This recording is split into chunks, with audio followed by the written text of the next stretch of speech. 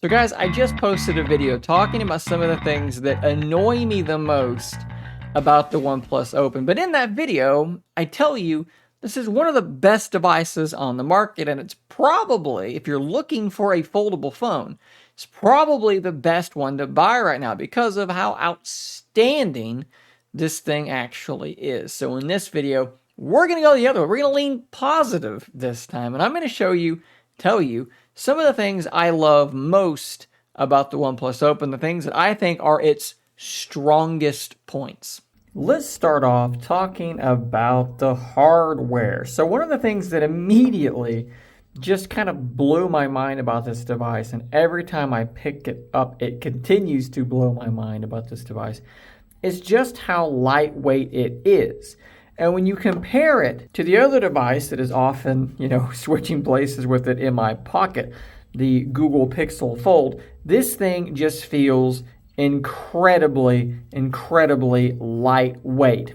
Lots of people have complained about how heavy the Pixel Fold is. This is the remedy to that problem. This thing is basically the same way as a standard flagship phone, and that is just really, really nice when it comes to a foldable device. And look how just razor thin it is as well. Again, here's my Pixel 8 Pro next to it. Yeah, it's thicker for sure, but it's not such a crazy amount thicker that you would look at it and immediately be like, well, yeah, that's like double thick. That's a foldable phone, and it's a double thick device. This thing is so crazy thin and so crazy light.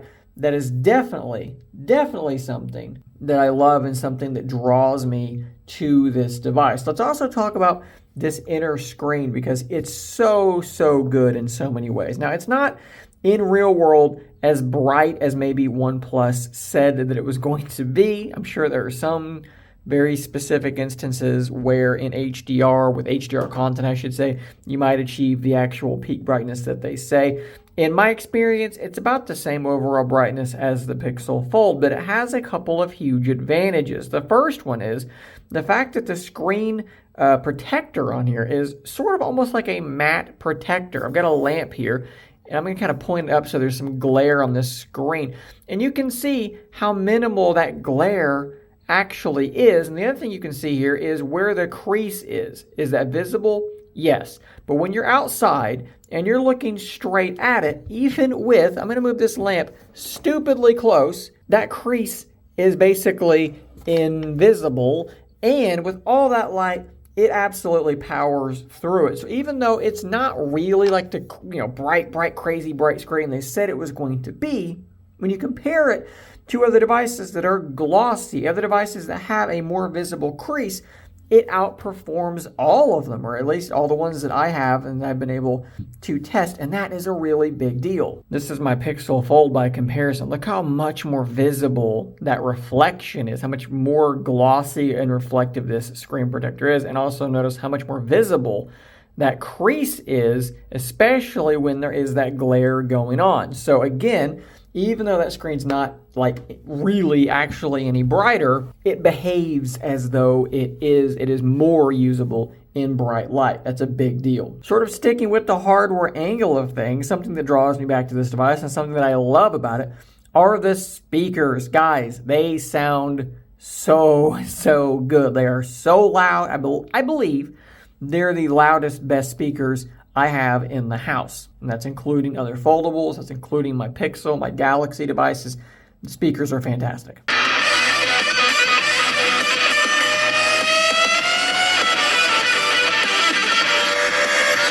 That is like room-filling kind of sound. The speakers are awesome. Moving to sort of a mixture between hardware and software, let's talk about these cameras. They continue to be very, very impressive. The primary camera is very, very good. I love the way that this thing actually handles detail and contrast. I love how much natural bokeh there is. The ultra wide is solid. I don't use it a ton, but it's solid. The telephoto 3x, but it's a 64 megapixel sensor, which means at a half crop, you've still got a really nice 6x. I believe that's right, 64 megapixels. I'll correct myself if I'm wrong. But at any rate, zoom is outstanding on this thing. This thing has zoom performance that is competitive with my S23 Ultra, and that is incredible to have on a foldable device. I'll show you a picture I took actually earlier this morning of my dog Rose at 20x. It's crazy. It's crazy, guys, how good that camera actually is.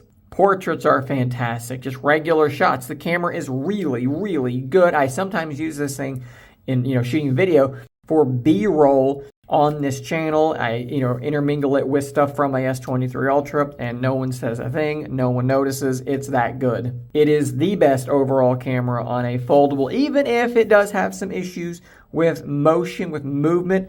You can always fire up that action mode there. Granted, it's not available when you're in portrait, so make sure that your portrait subjects are being still. But yeah, really, really great camera. And I really got to kind of bang the drum for that telephoto zoom, because when you're using portrait mode, it's using that 3x, and it's just outstanding, guys. Let's talk about the software side of things, right? Because this is something that I love. The software is not perfect, but some of the things that they have here, I absolutely want to have on every foldable device in the house.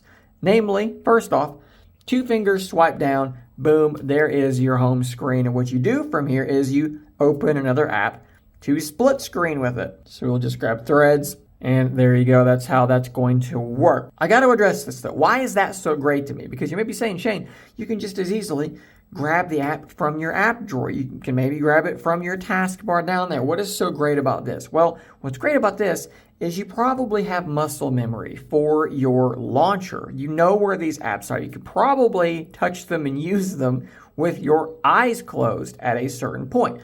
Unlike using an app drawer, which is, yes, alphabetical, and that's great, but it just takes those extra steps of, hunting for what you're looking for and then selecting the application. Boom, there it is.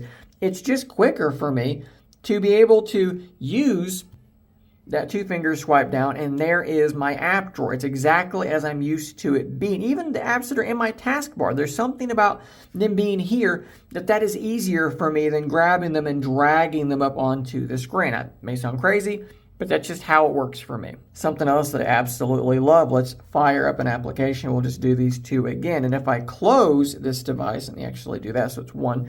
When I close this device, you're going to get this prompt on the screen that says swipe up to continue using. And when you swipe up, guess what? You continue on that cover display. With devices like the Pixel Fold, it will just lock the screen. Unless it is a media application, something that's playing a video, then it will automatically continue. Now, there's rumors that almost exactly that same functionality is going to be coming to the Pixel Fold in a subsequent update. But for right now, it doesn't have it. I hope it gets it. That is a great implementation, a great piece of software. Speaking of great pieces of software that I wish that the Pixel Fold had, let's talk about floating windows. So you're right here, you're using this application. You can swipe up, and with some apps, not all of them, there's a good example of one that can't do it, but with some applications, you can put them into a floating window, which allows you to do other things. Now, my favorite use for this is actually with Wise. So let's open that up. I've just redone my home screen, so I'm a little bit lost.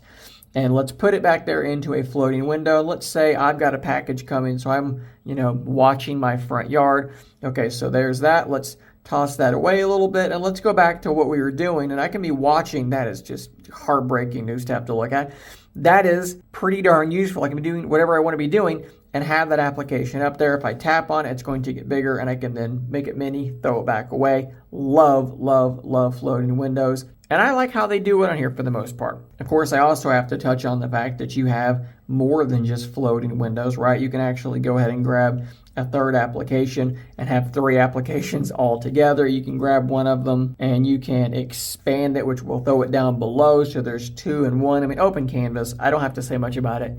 It is amazing. I've talked about it at length, ad nauseum already, so I'm not going to dig too deep. All of that is great. And something else that is amazing is not just the battery life, but the charging speed. So let me look right now, actually, where I am sitting. So let's come down here to battery. You can see that I've used almost 4 hours of screen on time. I've got about 34% of my battery left. So I'm trending for what I would consider a decent day overall of battery life. But here's the thing. I'm at 34%.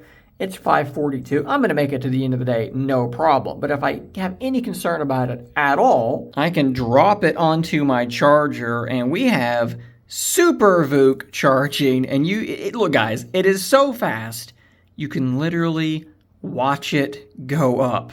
So there you go guys, my favorite things, what I think are the best aspects of the OnePlus Open. Let me know what you think in those comments down below. What are some things that you maybe agree with, disagree with, some things I left out that you think are in fact maybe even stronger points than I listed? Let's have that conversation in those comments down below. Subscribe for more content just like this. And until next time, stay nerdy, my friends.